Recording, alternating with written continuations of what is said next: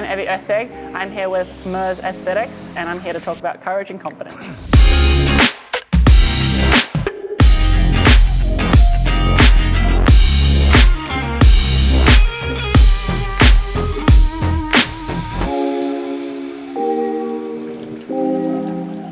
Tell us a little bit about yourself, your role in the team, your background, your career, and what led you to become the player for the Erceg Courage you are today. Well, my name's Abby. I'm a centre back for the Courage. I'm the captain, and I've been the captain since they started, so that was in 2017. And that's a role that I really enjoy. I started my soccer career in New Zealand, but we don't have a professional league there, so I had to very quickly establish myself in an international league. So I went to play in Spain. That was my first professional contract, and I went from Spain and bounced around to a couple of different leagues. So I went to Germany, I played in Japan, I played in Australia, and then I finally settled myself in America. And I really enjoyed the league. I think the league kind of suits the way that I am. I'm a physical player. I like the athletic side of it. I think that suits my style of play, so I settled in here really well. And I've spent 10 years of my career in America, and I enjoy that a lot. I don't think it's really anywhere I'm gonna leave. I probably see the rest of my career being in America. And my role on the team, being captain, I captained my national team for a little while, for a period of time, and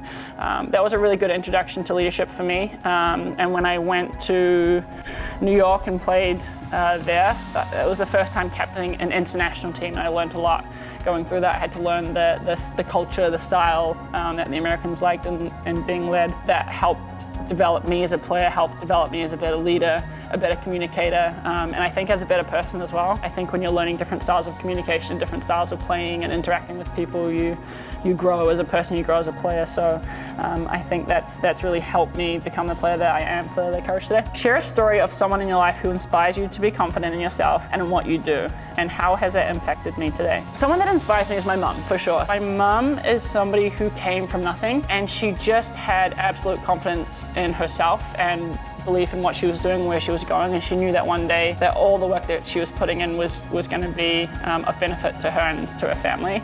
And that's always really inspired me to do the same thing, to just kind of follow my own goals without really the opinions of other people affecting me. She set a really good example for me and my sisters in that sense, and instilled confidence in us and all the things that we do. So she's probably somebody that inspires me still to this day. She's still doing the same thing, and she's still a bit of a boss, so definitely an inspiration to me. How do you encourage community and sportsmanship within the team? I'm a really big advocate of sportsmanship. I've just recently had some conversations about it, and how much I just like following rules. I like people that follow rules. I really like going against people who are just giving me their best. Everybody's following the rules, and I know that I've beat that team because we were just a better athlete, or you're just a better team. And I really also enjoy if a team has beat me, or a player is getting the best of me, I enjoy the fact that they might just be a better athlete, and I need to get better in that sense. And I like to encourage that with my team, because I feel like if everybody in our team is the best that they can be, and we're beating other teams, it's because we were better. It's not luck. It doesn't come down to a referee's call. It doesn't come down to something that's happened off the field or anything that's said on the field. We know that it's because we were the better team, and that we were the better athletes on the day, and everything that we do in training kind of builds up to that moment. One thing I've really learned in America, and especially with the Courage, is that the sense of community, the sense of pride that we have playing together and interacting with the community around us, it really does give us a bit of a 12th man. And I haven't really emphasized that fact other than with the Courage, because there have been games where we just had no business winning or playing or even being close to the result, and the crowd really gets behind you, and I think that's because of the interactions that we have with them.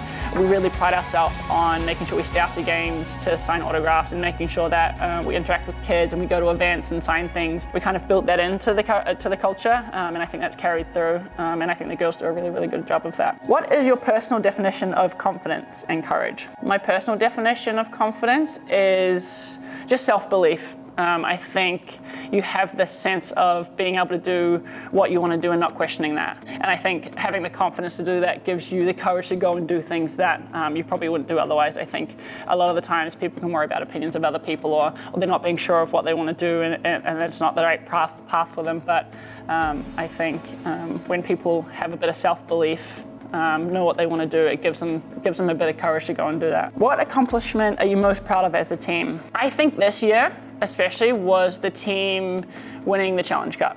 It was a really, really tough schedule for us. We played a lot of the top teams while we were traveling around the country. I don't think anyone really expected us to win. We were written off relatively early, and I think we just kind of all played for each other and just really rally around the fact that nobody was really going for us except for us. And sometimes that can be the biggest weapon. We can be a bit of an underdog. So I was really, really proud of the team. I really wanted the team to experience winning and experience holding trophies and winning championships. So that was the start of that, and I was really, really proud of the group. Over the years, how has your team inspired you as a soccer player, a captain, and personally? What the players do for me, and I think what I'm learning, is that people will follow a really good person. So you could be a really good player, you could be called into the national team, but if you're not a good person, I don't think people are going to follow that. So they've really inspired me to be a better person. And I think being a better person means that you have to connect with people. It means that you have to learn about people, you have to communicate with them in different ways, in ways that they prefer, making sure that you really care about people. And I think that grows me as a player as well, because I'm now noticing what other people need. I'm talking about what they want rather than just focusing on myself. And I think sometimes we get a bit caught up in just focusing on ourselves. So the team really helps me with that, and leading them really does help me with that. As a club captain, how do you encourage your teammates before a big game? What I like to do with the team is I like to just let them kind of do their own thing. I think at this level, at a pro level, most people have their own little routines and things that they like to do. So I just like to say something quickly before we head out in the game. I'll just huddle everyone together and say a couple of words. Usually before bigger games, I like to spend a bit more time just emphasizing some points and making sure that people are confident in themselves, and sometimes it's just a couple of reminders of what we need to do and what the game plan is for that day. How do you boost morale after a tough loss? That can be tough sometimes. I think with the courage, because we've been so successful in the past, there hasn't been a lot of experience boosting morale, but I think with a lot of the younger players, it's really, really important to remind them that it's just a game. It's just one 90-minute game, and that performance doesn't necessarily mean that the season's going to go that way. It's just one part of what we do. We can go back into training and fix things. Everything's always fixable. We can always get more points the next week. We don't have to dwell on something. Is always a good reminder for people, and just get them focusing on the next thing and moving forward rather than dwelling and looking back all the time. Why is teamwork important on and off the field? I think teamwork is important because it shares responsibility around the team. Whenever you're sharing something with a group of people, it eases stress. So in a high pressure environment like what we play in professional sport, a lot of people seem to take on more stress. So I think whenever you can share responsibilities, share experiences with a group of people towards a common goal, it's going to help you get there a little bit quicker and a little bit easier. And there's also 11 of us on the field. You've also got 5-10 people on the sideline as well that are helping you. You've got a truckload of support staff that are helping you as well. So, no one person can do that by themselves. So I think encouraging teamwork on and off the field is really, really important. Share a story where NC Courage showed incredible teamwork, and what was the impact? There was a game we played in 2019, I think 2018. It was a ICC Cup game, and we were playing. It was the first time we'd ever played a team from a different country, a different club, and we had no players that we usually have, and we were playing one of the best teams in the world. I think we were playing Lyon at the time, and we were up against the wall for about 90 minutes.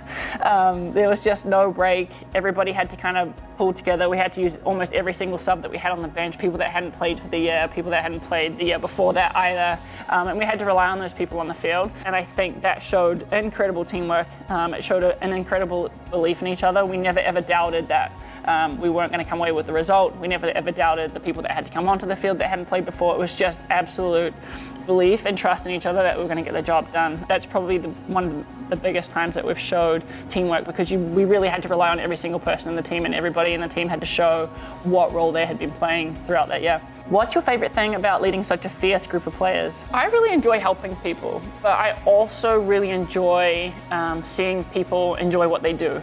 And I think sometimes when you're leading a group of women, there can be a little bit of doubt, and there can be a little bit of disbelief in their ability. And I think leading this group of players and leading the Courage in general, they are fierce. They do things sometimes that I think are a little bit unbelievable. And I think seeing players believe in themselves, and I think seeing players believe in the people around them and the group around them to achieve something that I didn't think that they could achieve, or they didn't think they could achieve, is a really, really cool feeling. When you can see players walk off a field hugging other people because they came away with a result, or scored a goal, or did an action on the field that they'd never done before or didn't think they could do. I think that's a really, really special feeling, and it's probably only something that we'll experience together in our careers, we're probably not going to experience that after we retire. So I think that's probably one of my favorite things about leading the group. What's the biggest lesson you've learned as a team captain? I kind of touched on this earlier. I think being a good person, first and foremost, is probably the most important thing. I think while we are professional players and we're under this high stress environment, I think just being a good person to the people around you is probably the most important thing. I found that in high pressure moments, especially in the game, it's the person that helps you through it, not the player.